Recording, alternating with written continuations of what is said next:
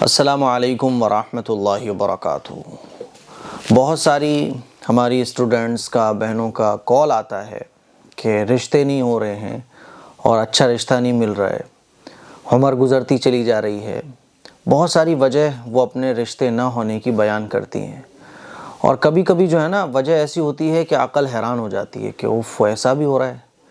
ابھی کچھ دن پہلے ایک خاتون کا کال آیا تھا کہ مفتی صاحب میں ماشاءاللہ سے ڈاکٹر ہوں، اور ڈاکٹر ہونے کی وجہ سے میرے ماں باپ میری شادی نہیں کرتے ہیں، اور کوئی رشتہ آتا ہے تو رشتہ کرنے کو تیار نہیں ہوتے، اس لڑکے کو دیکھنے تک کو تیار نہیں ہوتے، فوراً انکار کر دیتے ہیں۔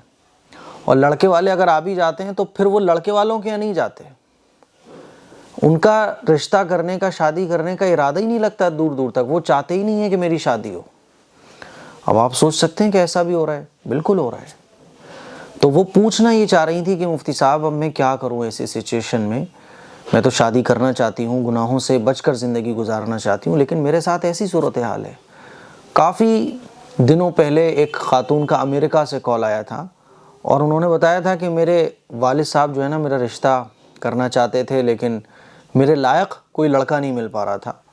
دھیرے دھیرے میری عمر گزرتی چلی گئی، دھیرے دھیرے اب میرے خاندان میں جو لڑکے تھے وہ سب کی شادی ہو گئی، اب رشتے ملنا مشکل ہو گئے، اور میرے والد صاحب کا شروع سے یہ ذہن تھا کہ وہ خاندان سے باہر شادی نہیں کرنا چاہتے تھے۔ اب چونکہ میری عمر زیادہ ہو گئی اور جو لڑکے خاندان میں تھے سب کی شادیاں ہو گئی، میں رہ گئی، اب میرے والد صاحب نے مجھ سے قسم لی ہے کہ دیکھو تم خاندان سے باہر کسی بھی لڑکے سے شادی نہیں کرو گی، اور میں بھی شادی نہیں کر سکتا کیونکہ ہمارے یہاں اس کا چلن نہیں ہے۔ میں کیا کروں مفتی صاحب، میں تو گناہوں سے بچ کر زندگی گزارنا چاہتی ہوں۔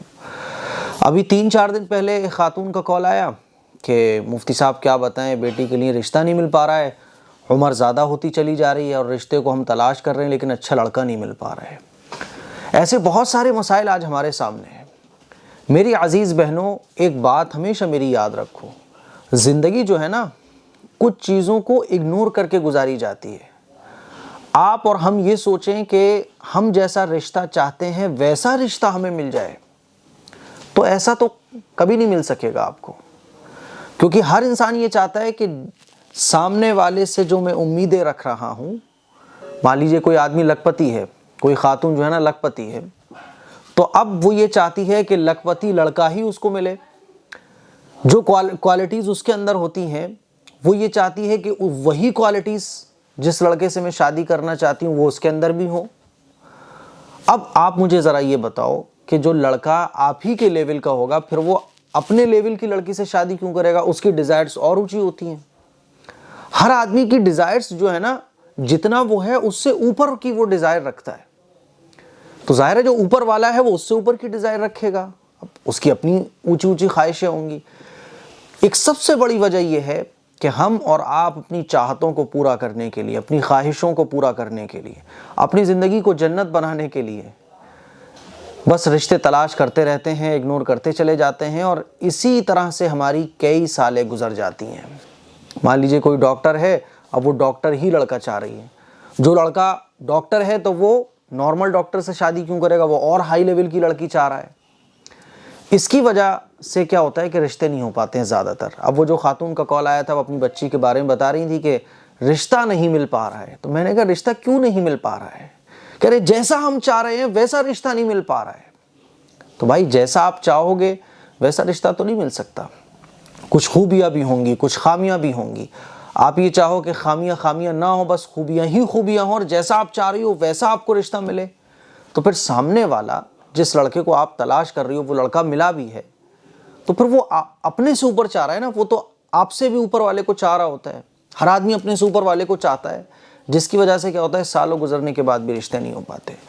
تو زندگی ہمیشہ نظر انداز کر کے، خوبیوں کو اپنا کر اور خامیوں کو نظر انداز کر کے گزاری جاتی ہے۔